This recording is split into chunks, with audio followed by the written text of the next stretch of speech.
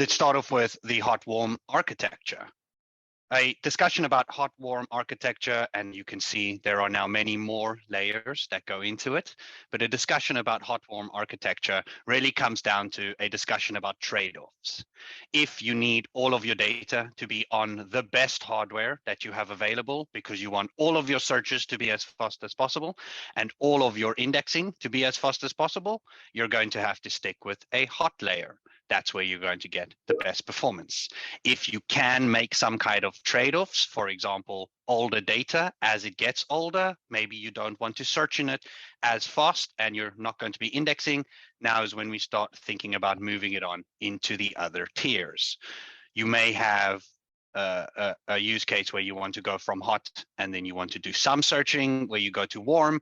You may have use cases where you go straight to frozen or ultra warm. Potentially other use cases where as soon as the data is no longer searched in the hot layer, we put it into a snapshot for any kind of auditing purposes later on, and then we delete it from our cluster. Delete the data is sometimes the cheapest option rather than moving the data between the tiers. If you're really not going to search it, maybe it makes sense to snapshot that or just delete it out of your cluster. The point here is make sure that you have only the layers and the tiering inside your cluster that you really need to meet your SLAs.